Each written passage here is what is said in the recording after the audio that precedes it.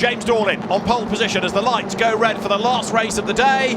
The engine notes rise, the lights go out, it is blast off, and Jake Hill ought to be able to make a good start in the BMW, which he does, way like the stab rat that he should be, round the outside of the Toyota, and Jake Hill goes through into the race lead. The BMW with its rear-wheel drive lives up to expectation and leads the way. There was a bit of rough and tumble between the Napa Fords, I think, with Ash Sutton getting crowded out onto the dirt, but Jake Hill leads James Dorlin going up towards the complex. Dorlin gets sideways, but he hangs on to it. That's going to spit him out wide though. Yeah, good start by Jake Hill. He got that BMW going. I did watch Sutton start, and Ingram did exactly what I thought and pulled straight across in front of him to block him off. Here they come then across the line at the end of the opening lap. So Jake Hill leads the way from Dan Rowbottom as a cheeky look at the inside there. That was Dorlin against Camish, but Camish hangs on to the place, and Dorlin now loses momentum coming out the other side of the corner. That means that Ingram goes past him. Sutton's going to attack as well, but it's Hill versus Rowbottom. Now remember, in the earlier race they were trading places. Rowbottom setting up this key manoeuvre that he does coming through the complex. He's got that one absolutely nailed. He forces Hill to defend into the first right-hander, hangs it back through the left, and then fires it up the inside. It's such a cool manoeuvre. Now, because of that safety car period, and here comes Camish on the attack. All of this is protecting Rowbottom, but Camish has done it. Round the outside, he goes second. Great move.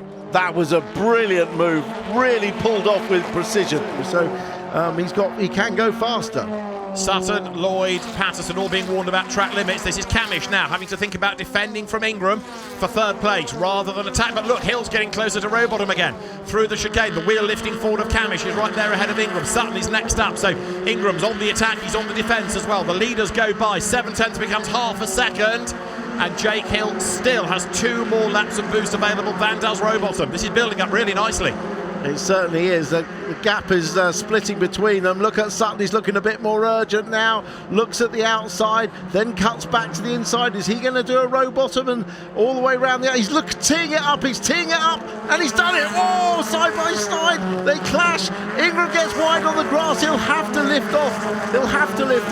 That advantage the Hyundai gets over Camish. Indeed so, for second place. Round the outside goes Ingram then, up in the second spot, but he's going to run out of laps to do anything about Rowbottom. Camish then falls back behind, so Rowbottom leads now from Ingram, and that margin that was 1.7 is up to 2.1 with a lap to go.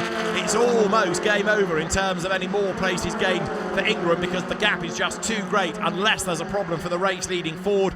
But it's been a good charge and more points for Tom Ingram. A win earlier on in the day. Home and dry. Down towards the chicane he comes. We've got Josh Cook having just broken into the top 10, by the way.